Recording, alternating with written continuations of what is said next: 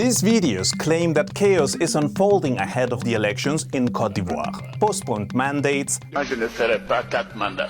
Even a secret call between Macron and Ouattara. Fais-les comprendre que ce sont mes ordres et tu dois les exécuter.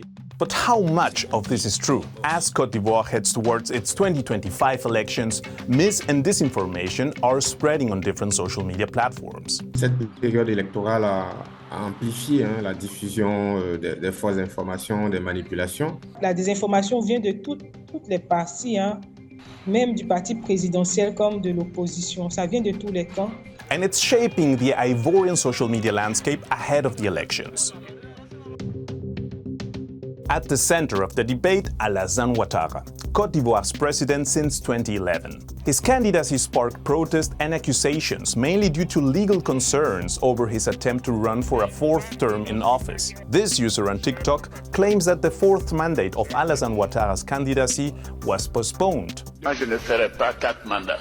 But this is false. The incumbent Ivorian president announced his candidacy in July. Que j'ai décidé d'être candidat à l'élection présidentielle du 25 octobre 2025. There are no credible media reports or official statements that the mandate was postponed. Ouattara is still competing, but his decision to run for a fourth term has been controversial for months. The controversy increased when several opposition candidates were excluded from competing in the elections. One user says it's unconstitutional. The current Ivorian constitution officially limits presidents to 2 terms in office. However, the constitution was reformed in 2016, resetting the clock. In 2020, the Constitutional Court ruled that the term count had been reset, allowing Ouattara to run for a third term. Ouattara himself called this his first term under the new constitution. Using this logic, his candidacy this year would be his second term under the new constitution. But the president's camp and opposition remain divided about it. Il y a eu beaucoup de désinformation autour du 4e mandat, et jusqu'à aujourd'hui, les gens n'arrivent pas parce que c'est une question d'interprétation de la loi. The Constitutional Council says Ouattara can run again. On social media, some users say he is eligible. Others say he's not.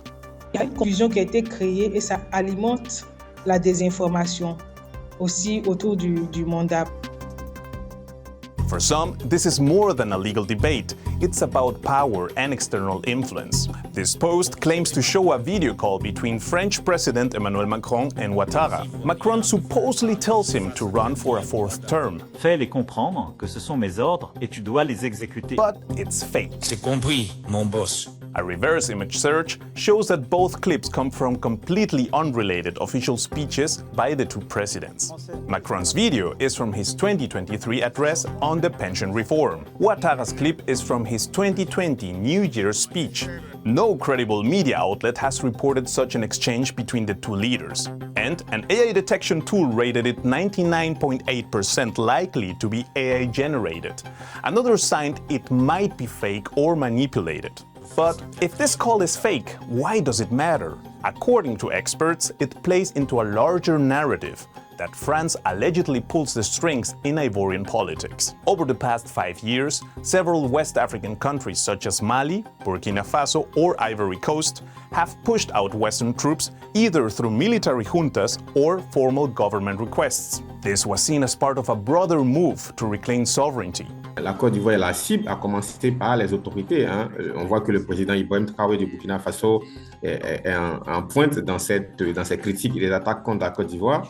Et donc, les relais, les partisans de ces présidents, donc particulièrement du président burkinabé, on va dire de manière générale de l'AES, donc diffusent régulièrement des contenus qui sont manipulés ou faux, trompeurs sur la Côte d'Ivoire.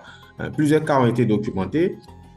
Par exemple, donc c'est une guerre informationnelle maintenant entre la Côte d'Ivoire et ces pays de l'AES. But several disinformation networks and users were spreading false claims that France hasn't withdrawn from Cote d'Ivoire. Ivory Coast is one of the last French-speaking countries still close to the West. President Ouattara is also seen as pro-Western. Pan-Africanist and pro-Russian groups, therefore, seem to be using disinformation to discredit leaders like Ouattara. C'est comme si les palabres entre les blocs de l'Est et de l'Ouest, les palabres des Occidentaux et la Russie se déversent sur le continent.